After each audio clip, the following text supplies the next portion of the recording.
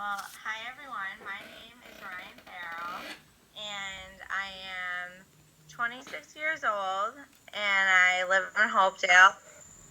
I'm a 2014 graduate of Marist College in New York, and what I'm most proud of is not the fact that I'm a 2014 graduate of Marist College. I'm most proud of the fact that I am a survivor of traumatic brain injury. Back a little over 7 years ago, on April 18, 2010, I sustained a severe traumatic brain injury while performing with my collegiate cheerleading team. And don't get confused. I sure as heck wasn't the tiny rah-rah on the top of the stunt. The flyer, she bailed out of the stunt and fell to the side, her rear end hitting me in my chest as I was in my side base position, caused me to fall back down to my own rear end. To shorten up a long epic tale, as I was down the ground, crying in obvious pain, I was approached by my coach who told me to get back up and stop making such a scene. So I got back up, continued to perform, and then a short time later I collapsed and did not regain consciousness, along with a fractured vertebrae in my neck and a collapsed lung. I had also sustained a severe traumatic brain injury.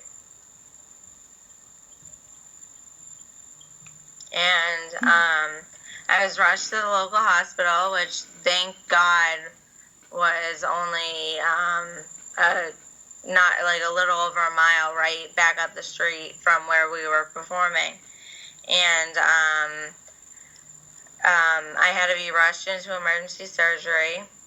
And the neurosurgeon, my life-saving neurosurgeon, called my mother as she was on her drive down to Marist, a 3.5-hour trek from my home in Hopedale, Mass.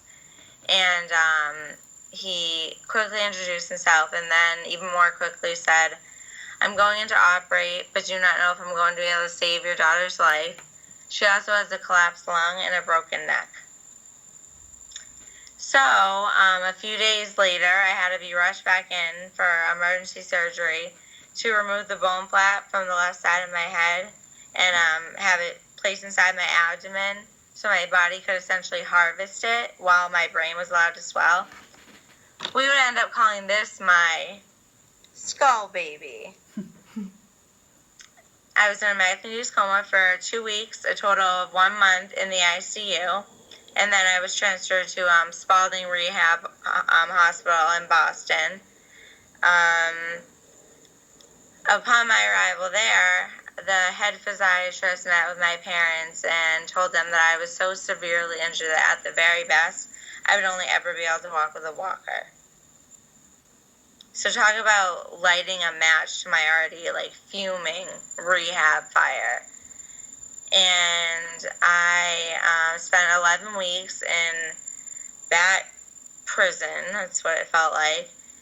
And finally, at the beginning of August, I was moved up to Crotchet Mountain Rehab Center in New Hampshire. 3 days later, I was brought back down to Boston to have the third and final operation on my brain to move my bone flap out of my abdomen, put her back inside her rightful home, and then I returned to Crotchet Mountain for a little over 7 weeks for the last portion of my inpatient hospitalization and rehab. So I returned home after that, and I began all of my outpatient therapies. I've had 2 operations on my right eyeball. To correct my double vision in what we refer to as my googly eyeball. And again, yet another reason to be so thankful that we live a quick, short highways drive outside of Boston.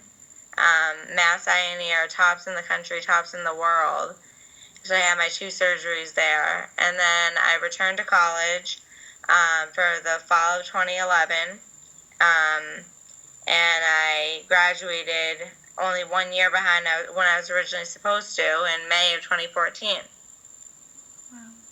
So, and I think the main reason why you gals are interviewing me is to find out about all of the incredible help and everything like that you get through like academic special services counselors, counseling services, everything like that.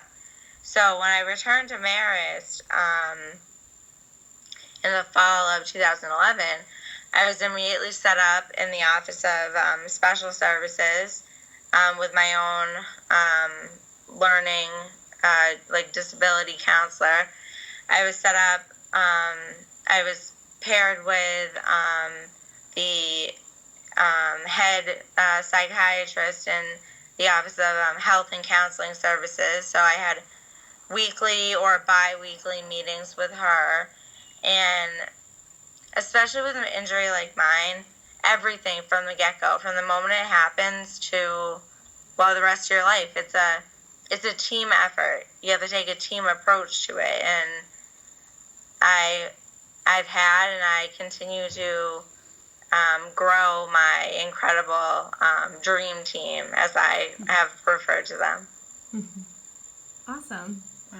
Thank you for sharing that. I know it's a lot, and you're so strong to be able to be an advocate and share your story. Thank you. Well, when I found out what had happened to me and I was able to actually remember what happened to me, because that's one of the worst and ongoing side effects of TBI, short-term memory is, like, at the very beginning, my short-term memory was non-existent.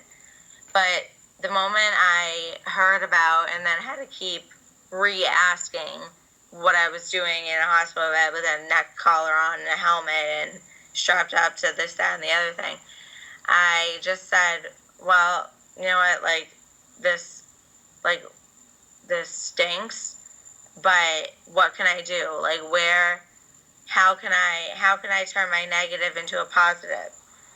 So I learned of opportunities through the Brain Injury Association of Massachusetts to get involved as a speaker, a survivor speaker, and an advocate. And that has been and will forever be like the most important part of my ongoing recovery is my work with the BIAMA. Mm-hmm. Awesome. Okay. So, I know you started talking about